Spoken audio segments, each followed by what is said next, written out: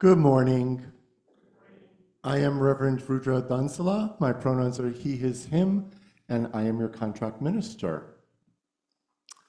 Two Buddhist monks are walking through the forest when a deer runs past them. Soon after that, a man comes by with a crossbow and asks if they've seen the deer. They say yes.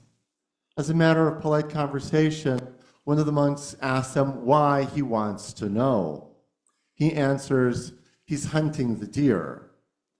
The one monk points in the wrong direction, and the hunter goes in that direction. The monks continue on their journey. After a while, the second monk asks the first monk about the incident.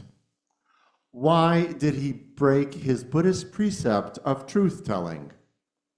The 5 Buddhist precepts for both laity and monks are refraining from killing, stealing, sexual misconduct, lying, and intoxication. The first monk responds that he was confronted by Dharma. He does not want to assist the hunter in killing the deer. That would violate the Buddhist precept of refraining from killing. So he chose to not tell the truth in order to save the life of the deer. A deer in Buddhist storytelling is a highly symbolic figure.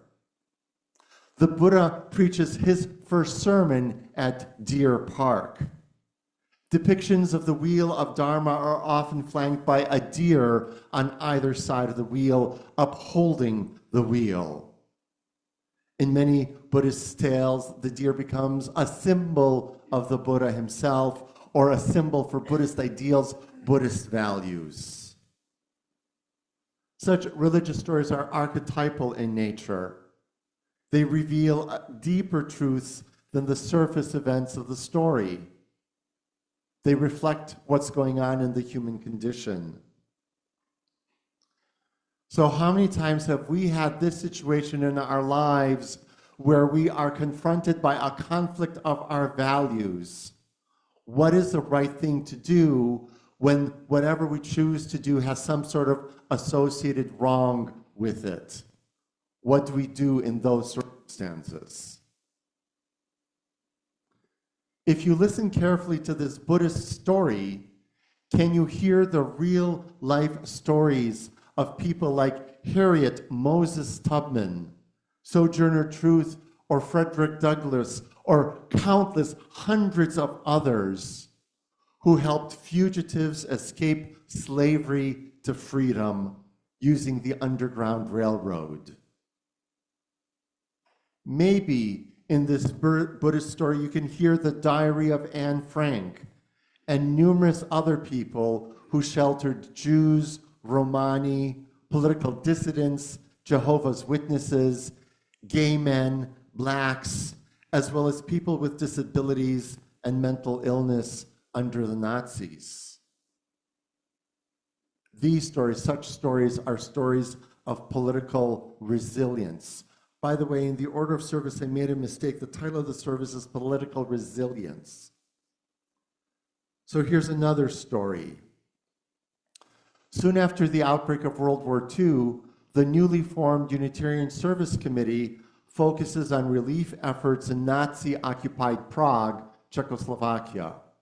At that time, Prague is home to the largest Unitarian congregation in the world, and possibly either the largest or the second largest congregation in the world, Unitarian congregation in the world.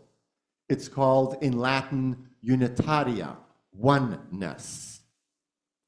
The Nazis are persecuting congregants and its minister with deadly force for advocating the Unitarian values of love, democracy, and the oneness of the great human family.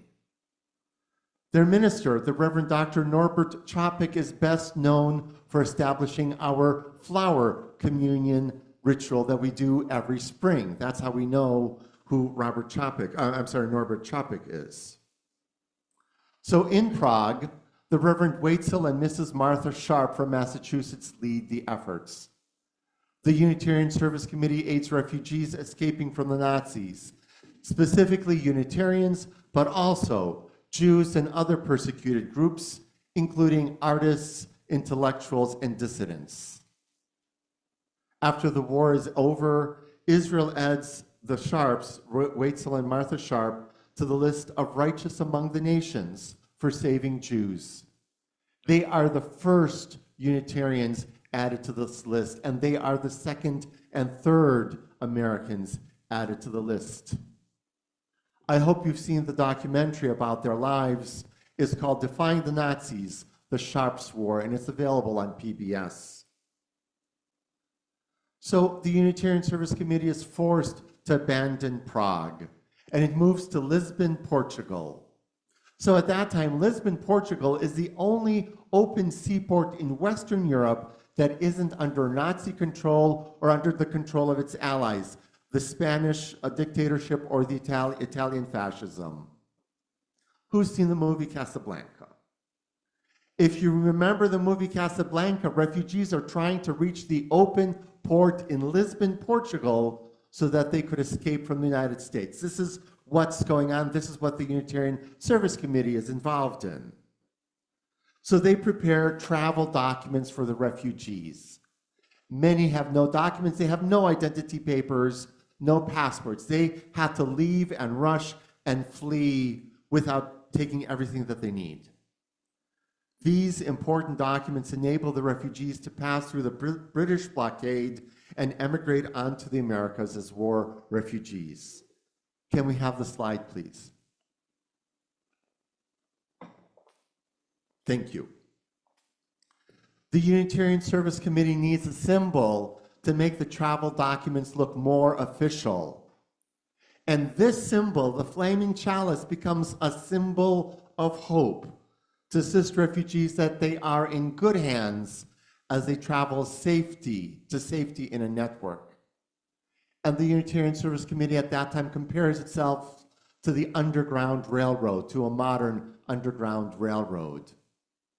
Hans Deutsch, an Austrian Jewish artist and a refugee himself, creates the flaming chalice. Quote, "It represents, as you see, a chalice with a flame, the kind of chalice which the Greeks and Romans put on their altars. The holy oil burning in it is a symbol of helpfulness and sacrifice." End quote. Refugees fleeing the Nazis carry these travel papers with the hope-filled chalice symbol on them. So a couple of decades later, fast forward through history, in 1965 on Christmas Eve, Unitarian Universalist youth at one Cleveland area congregation decide to open their worship service by lighting the chalice. That's the first time that we know of when this happened. Starting in the 1970s, British Unitarian congregations light the chalice to open up their worship services. And the American Unitarian Universalists adopt this practice in the 1980s. And here we are today, lighting the chalice at the beginning of every worship service. It's become ubiquitous to our tradition, but we sometimes don't remember the symbolism, the history behind what the flaming chalice means. It's a symbol of hope. It's a symbol of help. It's a symbol of sacrifice. Here's a final story of political resilience. In the American Southwest, migrant aid groups put out jugs of water, canned food, and blankets in the harshest desert terrains along routes that migrants take. These are the same routes where many have perished in the desert. The volunteers form a multi-faith coalition in Arizona, at least, called No More Deaths, No Más Muertos. The Unitarian Universalist Association, together with the Unitarian Universalists for Social Justice, are founding members of No More Deaths, No Más Muertos. And many allied organizations undertake similar work from Texas all the way to California at the border. These lands our native Hispanic American and Native American lands that the United States, Estados Unidos, acquired through the Mexican-American War and the Mexican Cessation of 1848. A part of our rich cultural heritage is the Hispanic American and Native American heritage. It is indigenous to our country. So why do they do this? The simple action of leaving water in the desert prevents migrants' death. Water saves lives. And you know what happens. In response, Border Patrol agents and military vigilante groups have been slashing the water jugs and destroying the supplies that are left out, which is just plain cruelty.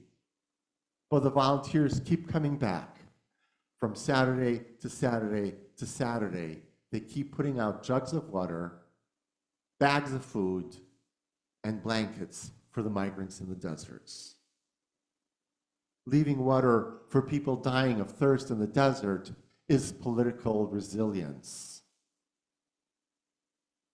As a people of faith, there's an intrinsic obligation to help others in need and protect and affirm their inherent dignity and the beauty of every single human life, says Mary Catherine Morin, Chief Executive Officer and President of the Unitarian Universalist Service Committee. She continues, "We cannot and will not allow partisan politics based on racism, xenophobia, or nationalism to bend our moral compass in a direction that turns a blind eye to injustice. Treating people with kindness and respect, treating all people, every single human being with kindness and respect is a shared Unitarian Universalist value. We declare that every person is inherently worthy and has the right to flourish with dignity, with love, and with compassion. So we covenant to use our time, our wisdom, our attention, and our money to build and sustain fully accessible and inclusive communities. So remember that Buddhist monk who told a fib to save a life? When we point the proverbial hunter in the wrong direction, when we assist refugees, or when we give people life-saving water, we are engaged in political resilience.